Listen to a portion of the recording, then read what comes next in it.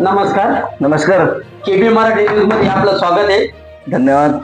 आणि आपल्या सोबत मनोज गवळी तर बा हे जिल्हा परिषदसाठी बा शिवगाणामधून इच्छुक आहे. तर यांची भूमिका काय आपण जाणून घ्यावं. पाटील का बा तुम्ही जे रिंगणामध्ये उतरता या आपली पहिला परिचय. नमस्कार पत्रकार, मी मनोज रामदास राऊत, राहणार सफेवादवाडी. गेल्या अनेक वर्षापासून सामाजिक कार्य करतो या वैजापूर तालुक्यामध्ये. त्याचप्रमाणे माझे वडील माननीय रामदास हरिभाऊ राऊत हे माजी ग्रामपंचायत सदस्य सफेवादवाडीचे राहिलेले मागील 10 वर्ष. गेल्या 1994 पासून आमची राऊत परिवार राजकारणात सक्रिय आहे. कैलास पाटील चिकटगावकर माझे आमदार होते त्या टायमाला वडील कैलास पाटील चिकटगावकरांचं काम आमचे वडील करायचे.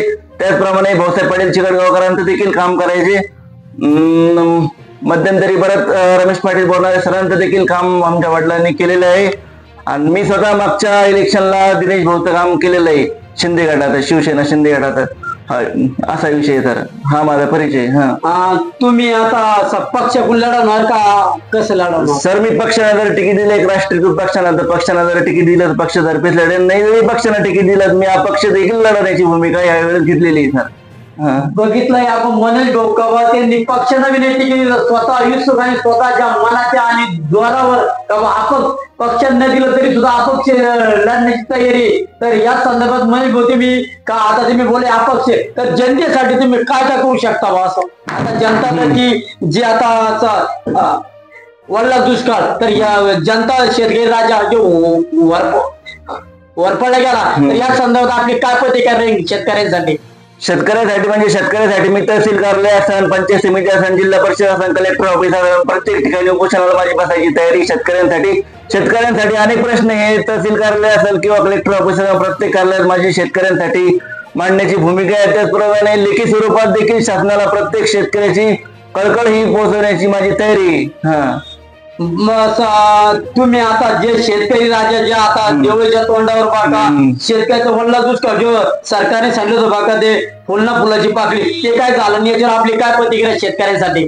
शेतकऱ्यांनी खरं तर दिवाळी चालू होण्याच्या अगोदरच शेतकऱ्यांना काहीतरी बोनस म्हणून नुकसान भरपाई द्यायला पाहिजे होते. पण मग तरी सरकार हे पुरेपूर शेतकऱ्यांसाठी पैसे देऊ शकलं नाही.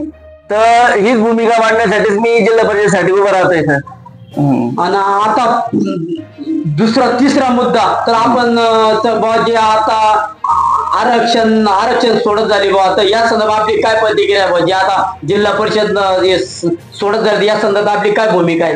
योग्य आरक्षण सुटलंय आता यावेळी. ओबीसी पुरुष हे शिव सर्कलला पाहिजे होतं, त्याचप्रमाणे आरक्षण सुटलंय. ओबीसी नेत्याची देखील गरज शिव सर्कल साठी.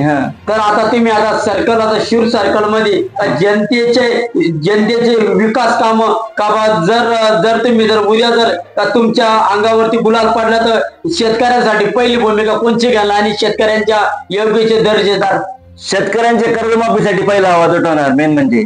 आणि शेतकऱ्यांची नुकसान भरपाई 100% देण्याचा मी प्रयत्न करणार.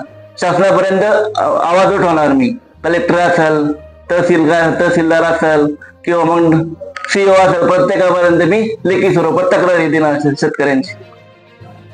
जे सरकारने जो शिधा बंद केलाय का जो गोड शिधा, तर प्रत्येक दिवाळीला सरकार शेतकऱ्यांसाठी देत होतं, तर याच्यावर आपली काय भूमिका आहे बा? शेतकऱ्यांनी शिधा बंद नव्हता करायला पाहिजे, कारण या महाराष्ट्रामध्ये खूप बेरोजगार आहे, खूप गरीब परिवार आहे.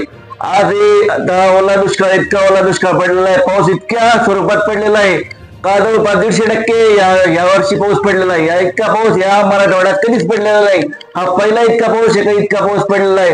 या वर्षी तरी शासनाने शिधा द्यायला पाहिजे होता प्रत्येकाला.